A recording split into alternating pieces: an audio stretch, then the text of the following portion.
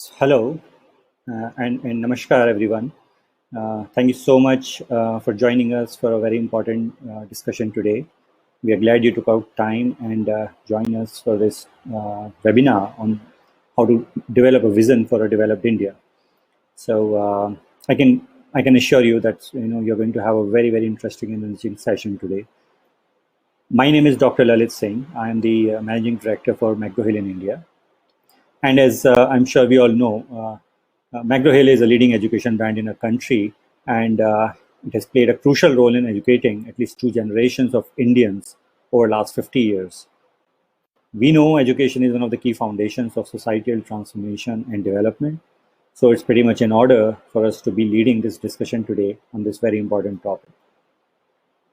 We're all the more delighted as today we'll also be releasing the revised and special 50th anniversary edition of one of our iconic books, Envisioning an Empowered Nation, by His Excellency Dr. APJ Abdul Kalam, the former president of our country, who's also lovingly known as the Missile Man of India.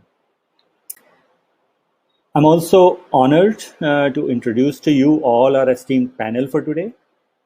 We have a great set of people on our panel today.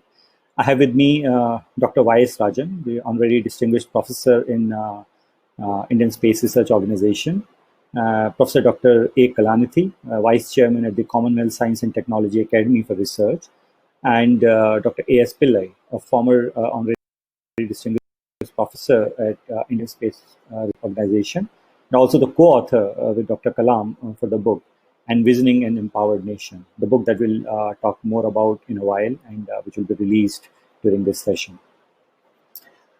So with that, I would like to now introduce and invite our first speaker for the day, Dr. Y.S. Rajan, for his address. Dr. Rajan doesn't need an introduction, but I would like to really read out a few of the important things about him. He's an internationally renowned scientist and is an honorary distinguished professor in ISRO, as I said. And he has made several major contributions to various aspects of management of science, technology, and innovation in our country. He was awarded with Padma Shri in year 2012 for all his contributions. He also worked closely with Dr. Kalam and held several important positions, including the position of the scientific secretary in the Department of Space, ISRO. And he contributed in several other areas like STI administration, institution building, diplomacy, strategic studies, environmental technologies, etc. He was elected as member of the International Academy of Astronaut in 1986, and he's also the first executive director of Technology, Information and Forecasting and Assessment Council, TIFAC. He has held several other senior positions in National Natural Resource Management System, CII, and also has served as the Vice Chancellor for the Punjab Technical University and then the Scientific Advisor to the Punjab Chief Minister. He has also been the Chairman of the Board in the Nalanda University and an Adjunct Professor in the Birla Institute of Technology and Science in Pilani.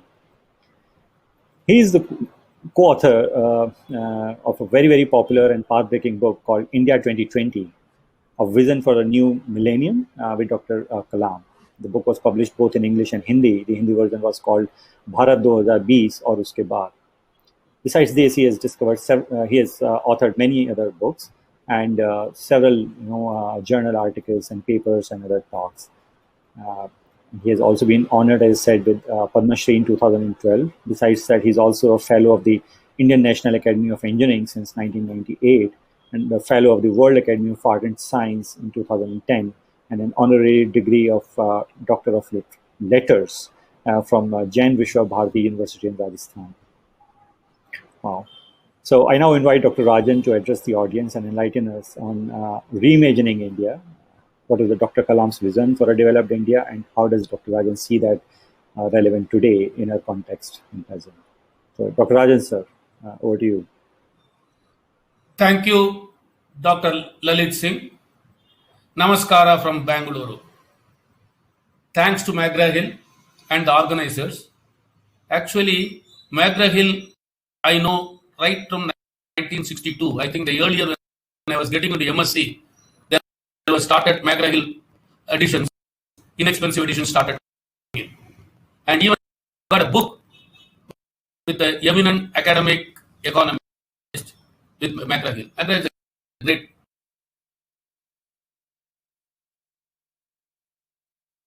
I am going to touch upon 5 items in this brief talk. Concept of developed India, empowering Indians, India and enabling. Origin of the book, very brief. Kalanidhi is going to elaborate on it. Timeliness of the second revised edition. A suggestion for future. Now I am going to start. Developed India is interpreted by many in a different forms. Many macro indicators. We are the 5th in the country, 5th in the world in terms of GNP. Yes, many of those macro indicators have been achieved. And many of them will look at one single point data and then they'll say it is not there, etc. But the concept as we have evolved, and I will read it actually in Kalam's words itself, is a much more complex and nuanced. And such a concept came out of the 2 years of work in TIFAC, the Technology Information Forecasting and Assessment Council, a tongue-twisting word, in which Dr. Kalam was associated as the chairman of the governing council from 1993 to 2001. He influenced TIFAC and TIFAC influenced him. And the book Vision 2020 is the result of 500 experts. In addition to their work, were dedicated to it, and 5,000 people responded to the detailed questionnaires. Shivadanu Pullai is one of the important subgroup, which is strategic industry. He was member secretary and was chaired by a very eminent space pioneer, late Professor U.R. Rao. I won't delve on it further. How it is evolved, etc., are all given there. Developed India, in which the vision exercises unfold. It is the book India 2020, the book by Kalam and myself. Because many people ask, what is the developed India, what is it, etc. I am going to read the very simple 1.5 pages given in the chapter first of the book India 2020 under the title People and Development. I won't read it full. Many parameters are utilized to indicate how well the people are fed, their overall nutritional status, the availability of good nutrition during various phases of their growth and life, average life expectancy, infant mortality rate, the availability of sanitation, availability of drinking water. Like that we can go along. Broad categories of human habitat, the incidence of various diseases, dysfunctions, disorders or disabilities, access to medical facilities, literacy, like this. There are so many. In addition, various levels of skills to cope up with fast-changing economic and social demands, and so on. Now, I will skip many of it and go to the one. We believe, moreover, that while the aggregated indicators are important, it does not make sense to achieve developed status without a major and continuing upliftment of all Indians who exist today and of all many more millions who would be added in the years to come. They should all have a secure and enjoyable present and also be in a position to look forward to a better future. Such a developed India is what we are looking for. So that's the vision. That is the one which is such a developed India concept is fully rounded, covers all Indians presently here and who will come in future. That requires empowering all Indians with economic, technological and business strength. Yes, business strengths too. Indians are not to be only consumers. Each one will have to create some wealth for the economy, which is called value addition, not living by doles and then say we have reached this. But such an empowering will meet with resistance from the existing vested interests. That is the nature of life. An aircraft will be, if you know how the aircraft works, it has a lift as well as drag. To get a good lift, a stable lift, one requires design conditions.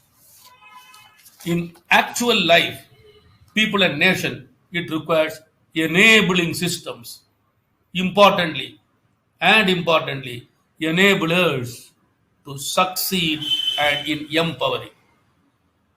Kalanidhi and Shivadanu Pillai were doers and were also enablers.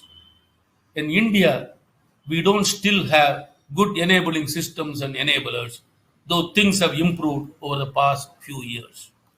This book by Kalam and Shivadanu Pillai explains how empowering has to be done.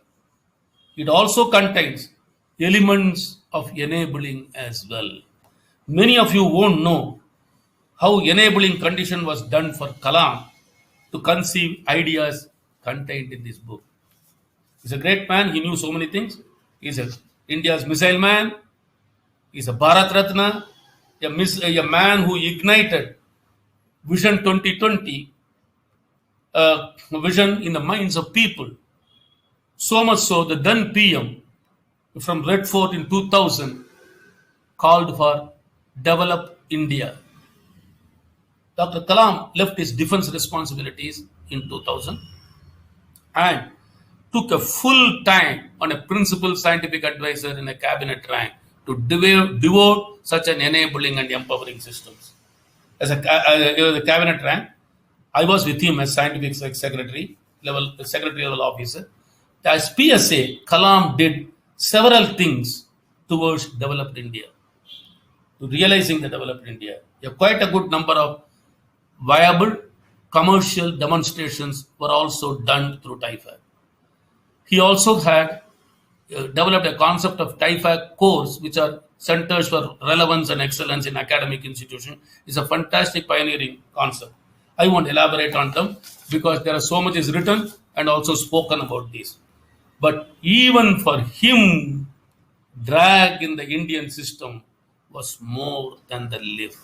Drag in the Indian system was more than the lift in many areas. So in 2001, after 2 years of hard work, sustained work as a PSA, he decided to leave the government and work with youth and children of India so that societal transformation to enable empowerment can take place. It was a laudable and bold objective. He talked to a big press conference and said it. He was just past 70 years then. Lo and behold, his plans to do it in Bangalore from an elite educational institution with the help and funding of another elite organization was also resisted. Those who may not believe it, look at the newspapers of November 2001. Kalam naturally felt bad, but God is always with him. A great enabler whom Kalam did not know much earlier quickly came forward to give Kalam an enabling conditions in Anna University. It was the then Vice Chancellor, Dr. Kalanidhi. That launched Kalam into the orbits of the youth of India. I am not describing many details as to how Kalanidhi did it using technologies, even in those 2001, to make Kalam to reach many more colleges. Hopefully, Dr. Kalanidhi will fulfill it. Kalam's talks during those 6 beautiful months in Anna University, that is December, January, etc., up to May, that is the core of the book. In June 2001, he was catapulted to Rashtrapati Bhavan election process. All these very beautiful thoughts, plans, everything which he has given would have been lost. Thank God, another enabler, Shivadanu Pillai, consolidated Kalam's work, fine-tuned them along with Kalam to bring out this precious book in 2004, which is seeing the revised second edition today. The launch will be today. Bringing out the second edition is another enabling act by McGraw-Hill, Dr. Lalit Singh and the team.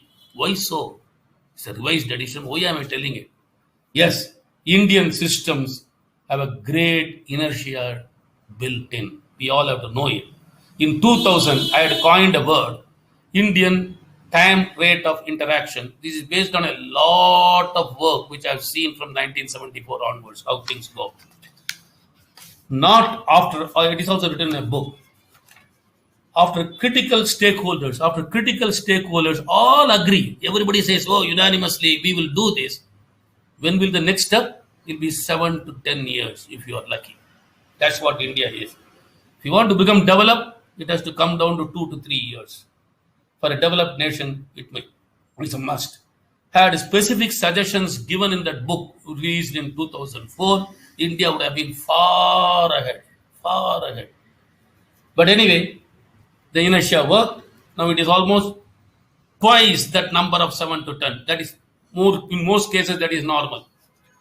That's why I said so it is very, very timely for actual implementation. Thanks to you, Dr. Lalit Singh, you have brought it out. And with the revised one, it will be very good. Last point. Now, this is a suggestion to Dr. Shivadanu Pillai, Dr. Kalanidhi, and Dr. Lalit Singh. Please take it. I'm telling you to the full spirit, not just for a talk. This book requires a companion. Enabling empowerments. It means policies. It is not only empowering, envisioning empowering, it is enabling empowerments. It means policies, procedures, selecting of the right people, etc., etc. Time is very right now to talk about it. It may just, because already twice the time rate of interaction is there, therefore the low-hanging fruit. Plus, in addition, our PM has given a clarion call, Atmanirbhar Bharat. It's a very, very, very consolidated concept, very integrated concept. I can talk on it for half an hour. I am not going to do it. It is much more than the translation of self-reliance and self-sufficiency. It is an action it is the ability to act and then do things in a global and interdependent world. But with a special kavach, that is armor, to ensure that any dependency on others does not threaten our people, economy, or security, etc. That is the nirbhar word. That negative part of nir comes there. So, please bring out urgently a companion book, Enabling and Empowering Atmanirbhar Bharat. Say it can be about 250 pages in English, soon to be followed by Hindi and other Indian languages. Just like Vision 2020 has seen so many Indian languages, it has even come in Arabic, it has come in Japanese. So this one, at least for India, English soon. That is my request, humble request to all three of you. And then with that, namaskar, thank you.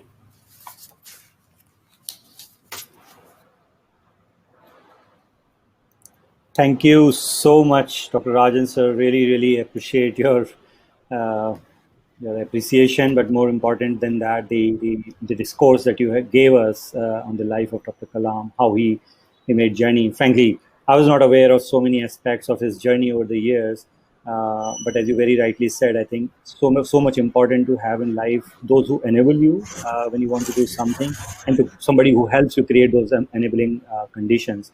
And I absolutely take your feedback, sir. I mean, I have taken a note of that for that companion book. We will be in discussion with you and the other two panelists here as well to define this vision further and convert this into an idea of how we can really take it forward. So be assured, we'll come back to you and rest everybody on this panel to take it forward. So thank you so much again for not just your discourse, but also giving us an idea of how to really continue this journey and take it forward. So we'll certainly work on this. Thank you so much. Thank you. Yeah, and with that, now I'll move on to our second exciting speaker for the day. We are glad that we have with us Professor Dr. A. Kalanidhi, whom Dr. Rajan also referred to in his talk just a while back. And he will be talking about another aspect of the journey of Dr. Kalam that Dr. Rajan mentioned, which is where there was those continued discussions with the students over a period of time, which actually led to the idea of publishing this book. A bit about Dr. Kalanidhi. He is the vice chairman at the Commonwealth Science and Technology Academy for research. He's an outstanding academician and administrator in the field of technical education and renewable resources, energy, and in particular in the IT and IT-enabled services. It was facilitated by Dr. Kalam and with an award for his path-breaking initiatives in the IT-driven engineering education at Anna University back in May 2003. And Dr. Kalanidhi has special achievement in form of a book, Engineering Innovations in Pranayam. And he has received his DSc degree for the outstanding innovation work that he has done. His other areas of interest include cryogenics, renewable resources of energy, technical education, and he has more than 75 classified publications and 5 books in these areas. He has been appointed as the Vice President at the International Academy and Advisory Committee for the World Institute of Engineering and Technology Education in Australia. He was responsible for creating a mechanism to monitor the progress of research. Thus, the World Accreditation Council for Research was formed at Thailand, which is signed by 10 countries. So it's a significant accord given, which was signed back in 2010 in Thailand, and he was appointed as the convener for the World Accreditation Council for Research. In a way, it's a victory for all the academicians in India that the idea generated from India was eventually culminated in the World Accreditation Council for Research. It's an important milestone for C-STAR, for the academics, and for the research and research institutions. So, Professor Kalanidhi, sir, so we are glad that you are with us online today, and we invite you to share more about those interactions between Dr. Kalam and the students, which led to the idea of publishing this book. Over to you, sir. Thank you. Dr. Y.S. Rajan, the chief personality from DSP, who initiated the 20 books and the achievements that you find in 2020 is all the starting point done by Y.S. Rajan and overall seen by Dr. Kalam. And later, the person, Dr. Sivathana Pillai, who is also the left hand. If Rajan is the right hand, he will be on the left hand. To that extent, they both have joined with him in promoting the purpose for which they visioned India. I remember in those days when Kamran was chief minister, he has had a vision of developing the state, and the way were simply phenomenal. But then he has been a poet, whereas Dr. Kalam is a technocrat. So as a technocrat, he has visioned about India, and by 2020 we should reach this developed status. Yes, we would have reached developed status, but for a few things, interruptions that we have seen in the journey of India. Now, in the year 2001, I was developing the university, Anna University, to a greater height. At that point of a time, I wrote a letter to Dr. Kalam and requested him to join the university as a chair professor. And then he asked me. But then he looked at the letter and then phoned up and went to university. And I was in in Nepal. And then I was going to the airport. And there I was going to Chicago. So then he asked me, "Where are you?" I said, "Today I'm here and tomorrow I will be in Chicago."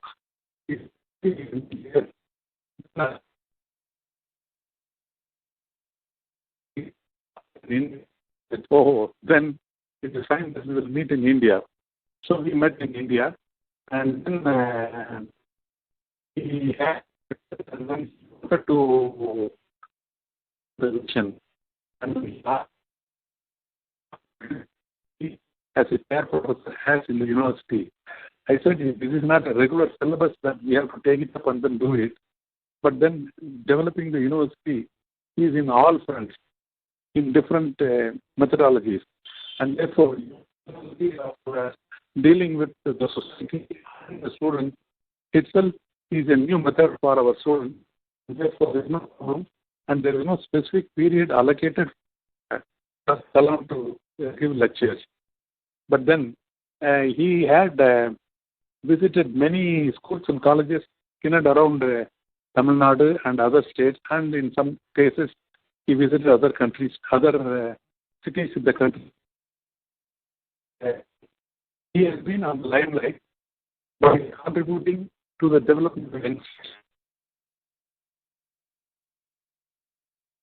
They found that a lot of Indians succeeding well, whereas the local citizens of United States are not reaching to that level.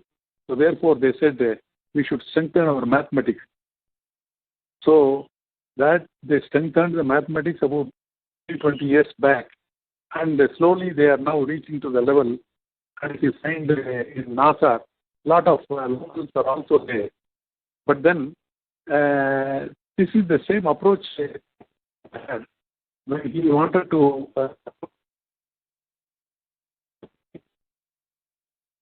he said that he wanted to meet in the schools, not one school, every visit.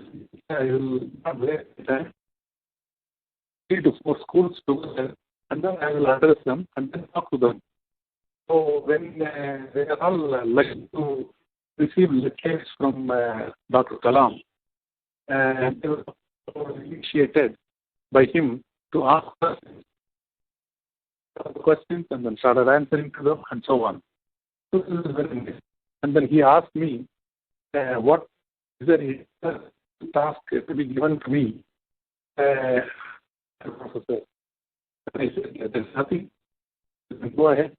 And then please, you have in your mind to the students of India, and will culminate into the development of matured personalities in the future. So he was always thinking about future. So because about 15 years before the Vision 2020, he wrote the book Vision 2020 along with Y.S. Rajan. And the person spoke to me earlier to me in this forum.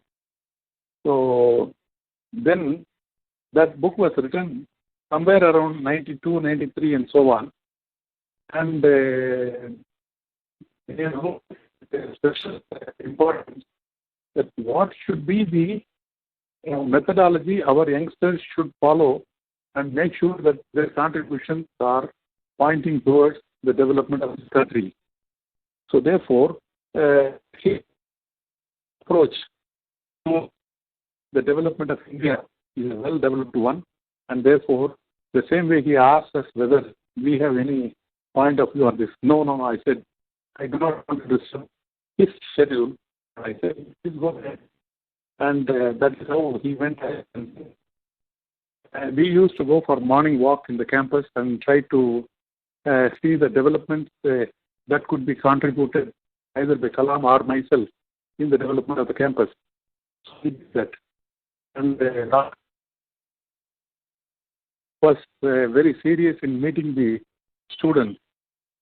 So we arranged the lectures, a series of lectures in the university, and he had a meeting with them and talked to them, and they put questions and he answered. It went on very well, and in fact, the government could not enjoy facilities which he enjoyed at the university.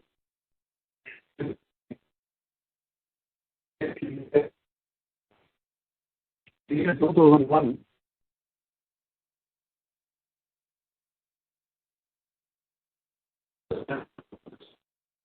back. Then the internet was very feeble, and even cell phones were very, very weak. not many have phone in their hand. And that is the period at which he came over.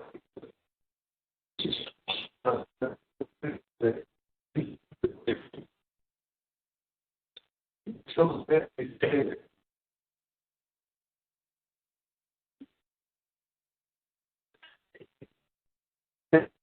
by the way, now looking at the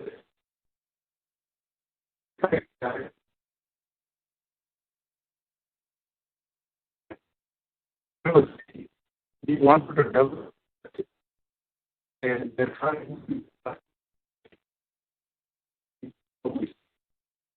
teaching the users. So in the we developed the for the exam qualification and so on. About 100 centers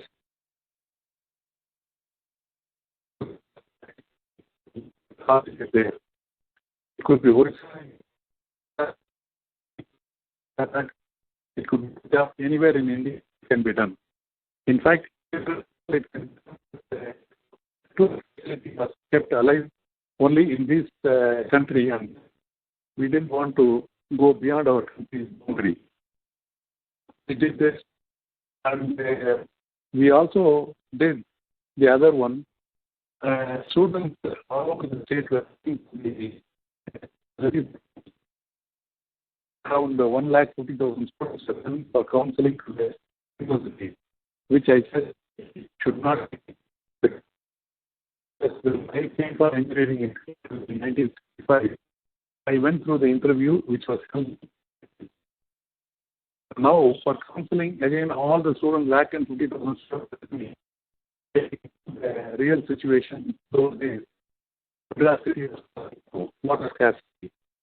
So, the people who are coming, they will not come on the day morning and then go in the evening. They will stay here for 2-3 days and then counseling. So, that a huge amount of water there. That he had the counseling at 4.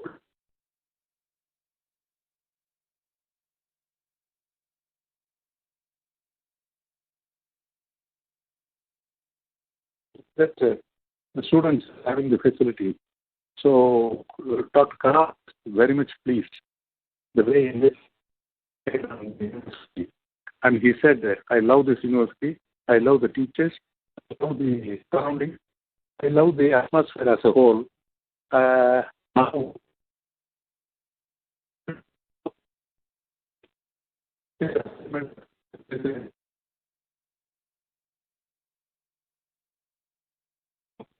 that was the exact statement he said. So, to that extent, we are looking for development of the university, and that's the start. We have been finding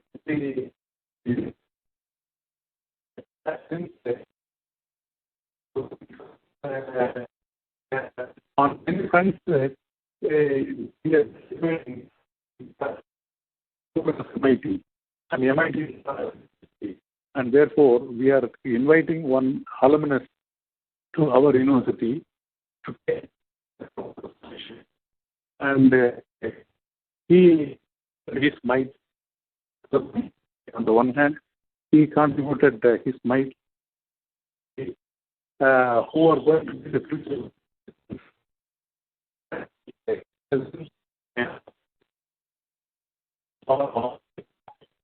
He had 2 Star Wars to support him. Is the person who has written the book Envisioning an Empowered Nation. This actually is the 2nd edition. In the second one, added a little more of this. This is for the lead, whether they are scientific fund or and then use this tool for them to do the way in which they are working in their own sphere. For that, then, I join with Dr. Y.S. Rajan in requesting Dr. Sivathana Pillai not to stop writing this in English. You also make sure that it goes to every state, every so that they are all benefited by the contents available in this book. I must compliment Dr. Sivathana Pillai for his effort in contributing for this book, and he, with his rich experience, he should not stop at this level. He should keep writing his contributions, his experiences in the form of this kind of books, so that our youngsters will get benefited and future of this country will be developed faster than what we could imagine. I wish great success for Dr. Sivathana Pillai. I wish Dr. Y.S. Rajan a great success and support and infrastructure support he gave for in building up this nation. So I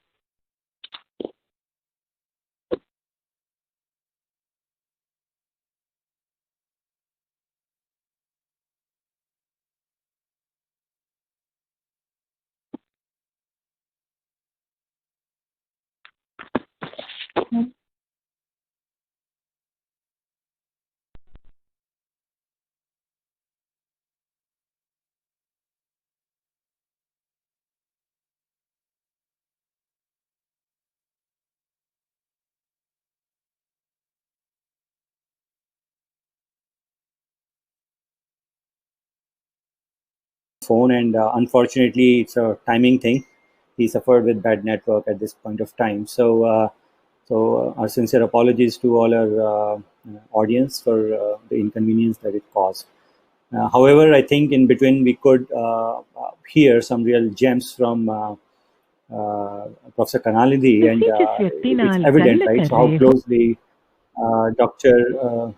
it's very evident how Dr. Kalam actually worked with the students and other faculty members and researchers at the campus, and went through the specifics and how he came up with this idea.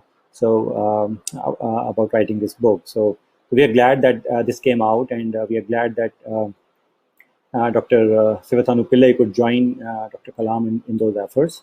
So thank you so much again, Professor Karunanidhi. And this brings me to our next speaker for this session today, which is none other than Dr. Sivathana Pillai. So I'll now invite Dr. Sivathana Pillai to share his thoughts with us. He is another leading Indian scientist who is internationally renowned and who has formerly served as the Honorary Distinguished Professor at Indian Space Research Organization till 2018. He was also an Honorary Professor at IIT Delhi in the Department of Mechanical Engineering prior to that, and before that a visiting professor at the Indian Institute of Science. Right now he is the President at Project Management Associates and is also a former chairperson of the Board of Governors at NIT Kurukshetra. He formerly served as the Chief Controller for Research and Development and held the rank of Distinguished Scientist from 1999 to 2014 at Defense Research and Development Organization, DRDO, and the Ministry of Defense. He's also a founder, CEO, and managing director of the BrahMos Aerospace Private Limited. And he actually received, for all the contributions he made towards nation building over the years, he received Padma Shri in year 2002 and was conferred with Padma Bhushan in year 2013. So we are so glad to have Dr. Pillai with us today. Sir, welcome. And we now invite you to share with us your thoughts on the roadmap for youth in nation building, and enlighten us with your thoughts on that. Over to you, sir. Good evening, and thank you, Dr. Lalit Singh, for the nice introduction. Respected Dr. Rajan, Dr. Kalanidhi, Mr. Nikhil Vatera, who was interacting with me for this book, and the McGraw-Hill family, distinguished guests, Dr. Kalam's family listening from Rameshwaram, friends, greetings to all of you on this occasion. At the outset, let me congratulate McGraw-Hill for completing 50 years of great service as a responsible publisher of outstanding books. I am thankful to McGraw-Hill for selecting our book for publication of the second edition. Dr. Rajan and Dr. Kalanidhi are great friends of Dr. Kalam. Dr. Rajan was the executive director in TIFAC, worked with Dr. Kalam as the chairman of TIFAC, and it is his effort that he connected 500 scientists from all over the country and evolved in 2 years' time the roadmap for developed India in 17 documents. I was one to assist him, but it is a great effort connecting all the people, and then he wrote the book Vision 2020 with Dr. Kalam. Dr. Kalanidhi is not just a vice chancellor of Anna University.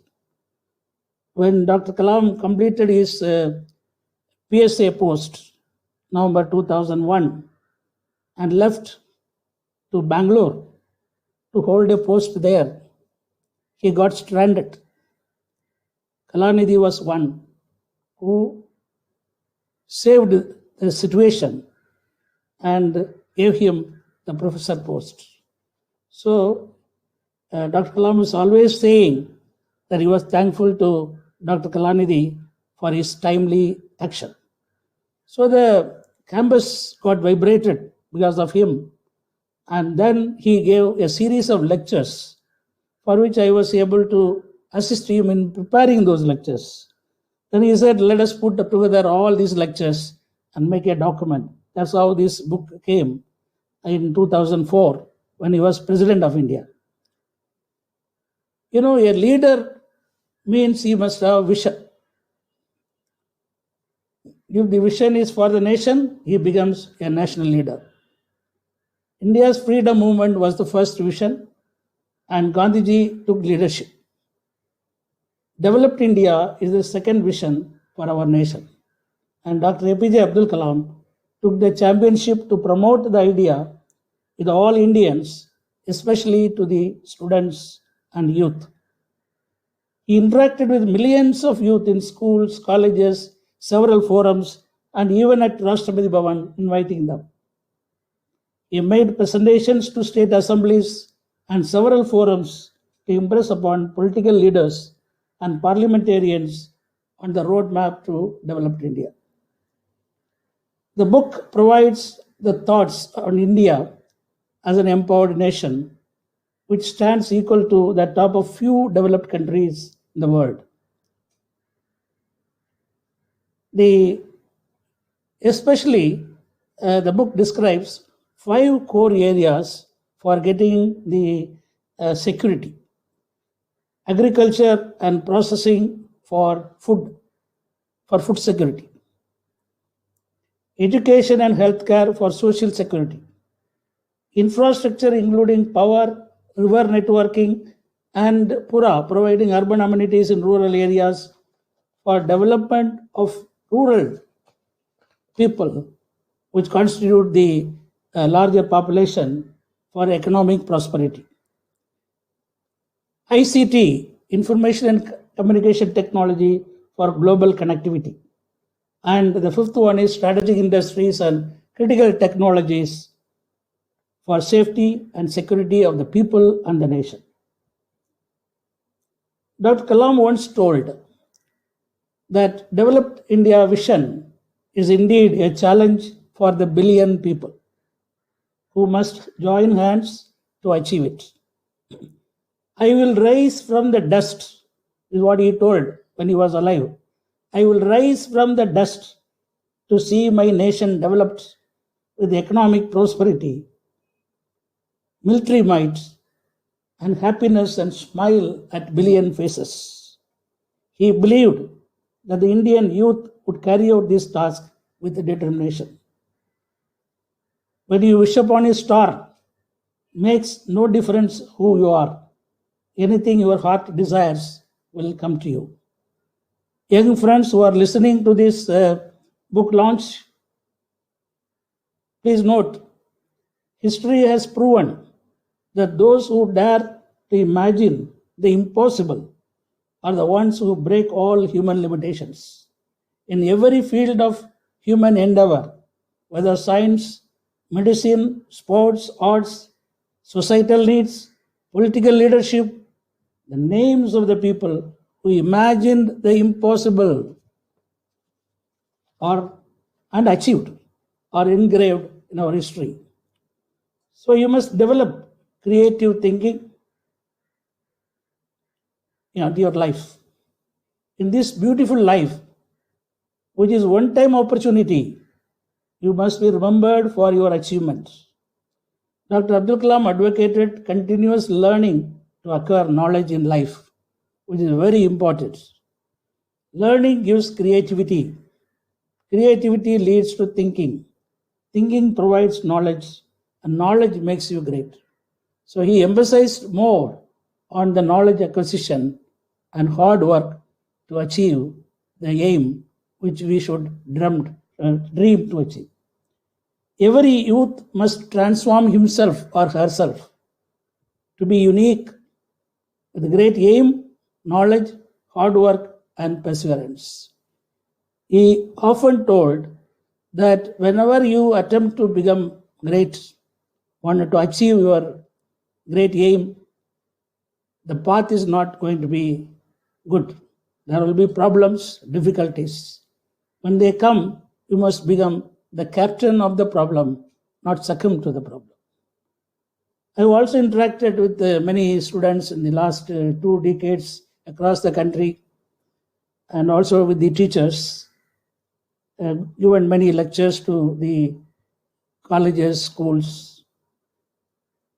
And what I find was these today's young ones are quite different. They are courageous. Their knowledge power is high. They are willing to work for great tasks in front of them. They dream of living in a prosperous India, a happy India, a peaceful India, and most importantly, a safe India. The combinations of prosperity, happiness, peace, and safety always have come together. When all the things come together, converge, then India will truly be a developed nation. I had the opportunity to work with Dr. Abdul Kalam for 40 years. From the SLV3 days, we were together. I was a core team member with him in the development of satellite launch vehicle. Then we went on evolving the PSLV configuration. Then we worked in the missile projects, Integrated Guided Missile Development Program. I was the program director with him. Then I was chief controller, DRDO, looking after the missiles and many other projects. And when he was the president of India, I assisted him.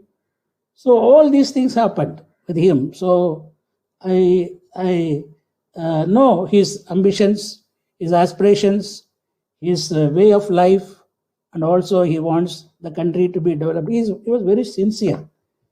See, that's the main thing, is the man who uniquely combined a single lifestyle with strong will and bold vision for a developed India. This is the one which attracted me.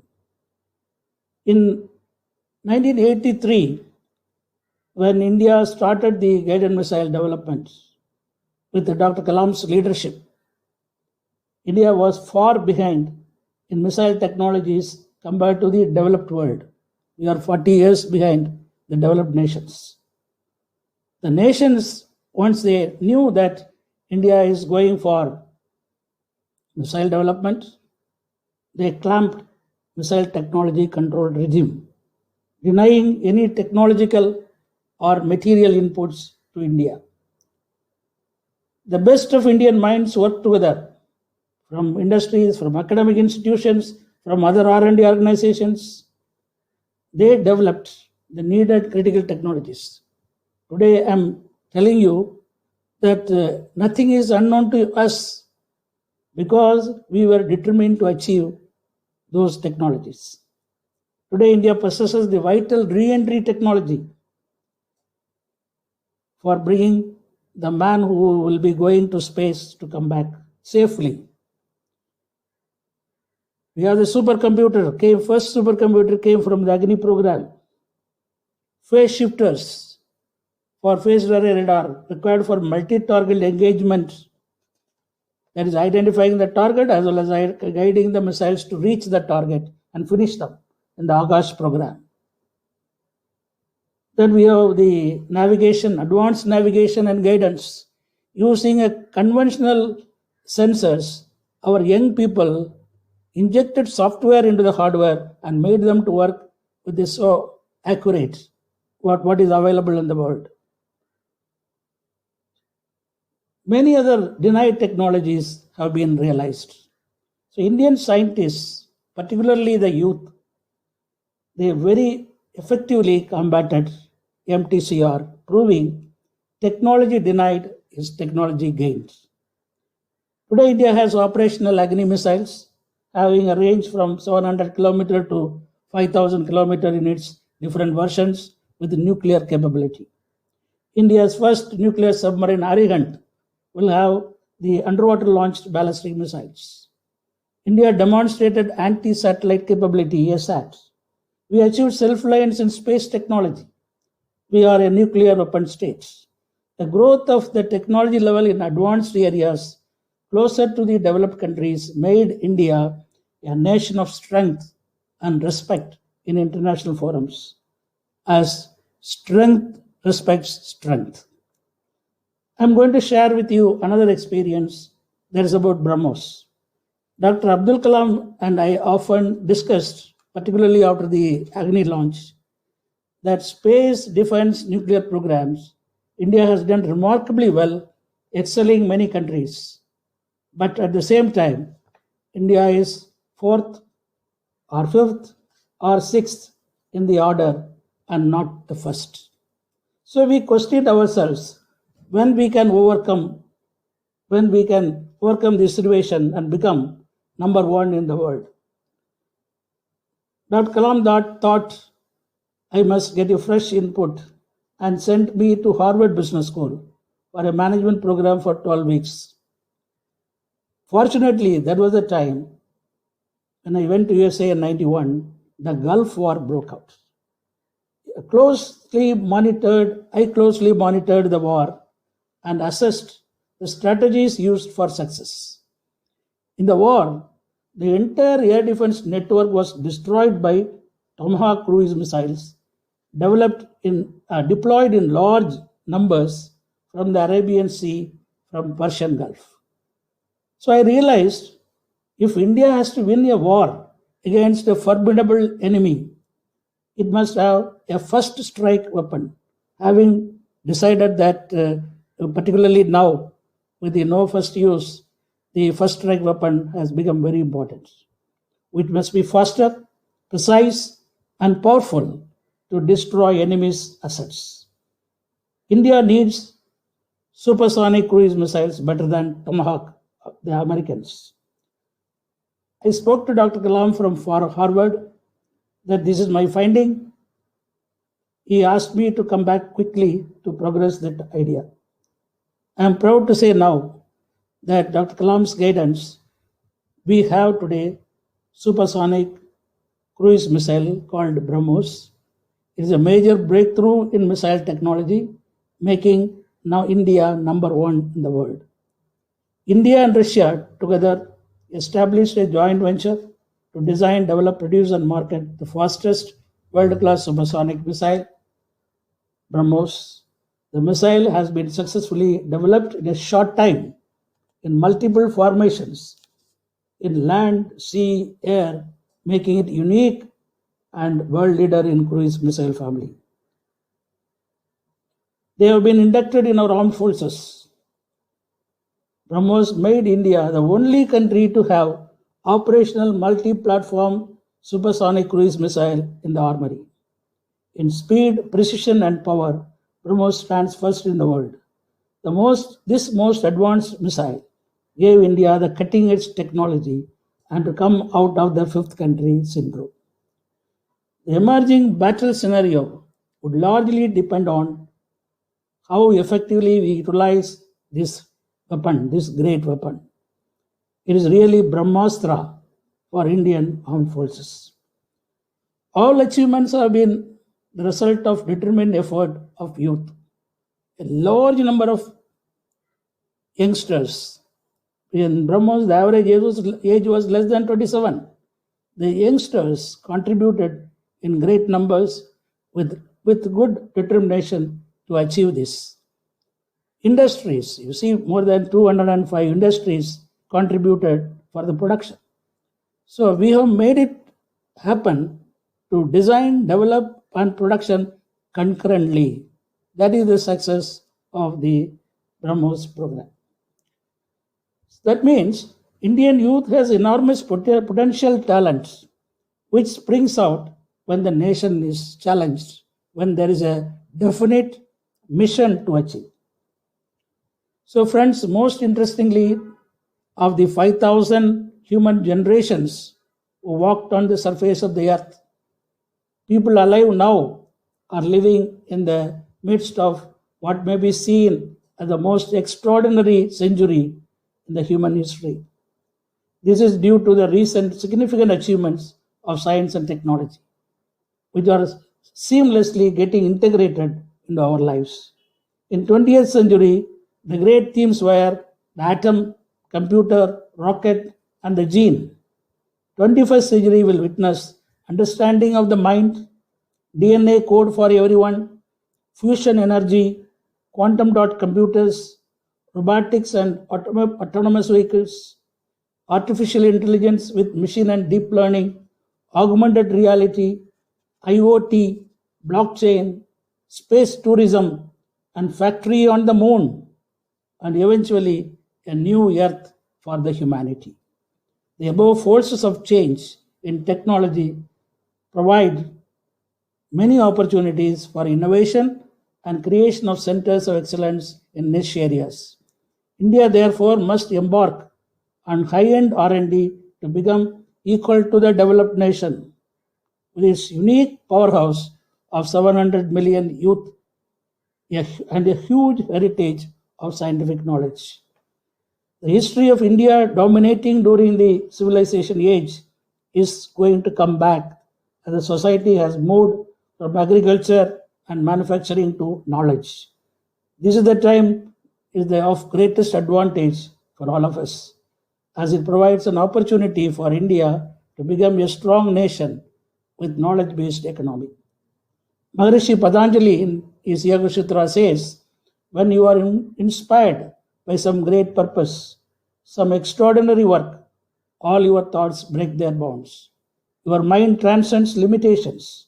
Your consciousness expands in every direction, and you find yourself in a new, great, and wonderful world. Dormant forces, faculties, and talents become alive, and you discover yourself to be a greater person by far than you ever dreamt yourself to be. My dear young friends who are listening the book launch function must remember you are the ignited minds of Dr. Kalam and makers of developed India. Great aim, creativity, self-confidence, mental toughness, innovation, hard work, and perseverance, and above all, love for India and righteousness in action are the important factors that will drive you for the success in all your endeavors and to realize developed India. Thank you all. Jai Hind.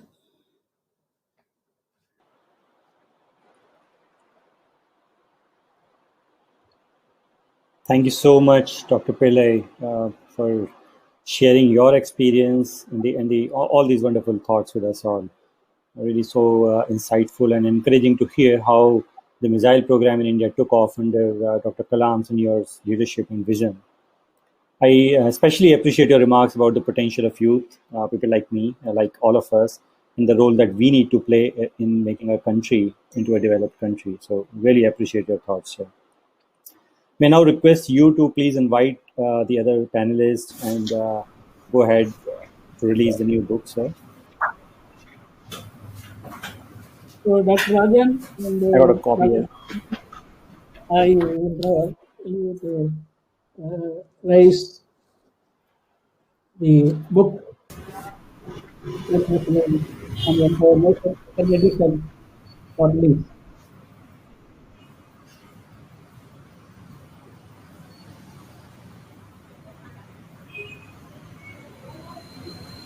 Petition to release the book.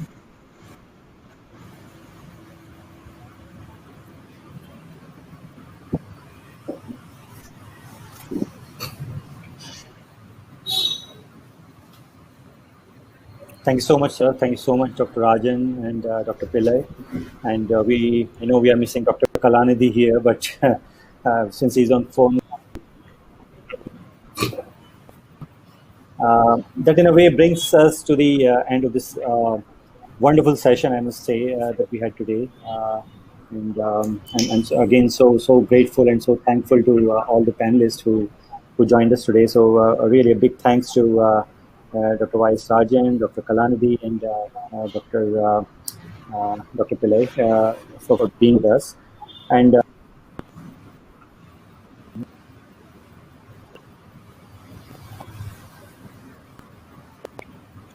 this session from Rameshwaram. So we welcome you all on this session, a bit late in this, but we really appreciate you joining us, and we really are grateful that you are there in our company today. I also read from the notes that there are several officials from ISRO, DRDO, and other Indian research organizations, several people who have worked in Dr. Kalam's organization and are continuing to work there. So warm wishes to you all as well from all of us here. We are glad you joined us today as well. Really appreciate your time. And lastly, my thanks to my colleagues from the MicroHill team and also the technical team who made this event possible, who helped us overcome the technical challenges that we have in conducting such sessions. So thanks everybody. And finally, everybody in the audience who there are thousands of people with us right now. We can't really take names here, but we really appreciate you all took time today. As hopefully you found these sessions useful, and the insights that we got, the pearls of wisdom we got from our panelists, I think will go a long way in helping us shape our own careers and making India into a developed country. So thank you so much for joining us today, everybody. Stay tuned, and once again, Jai Hind. Thank you so much. Thank you.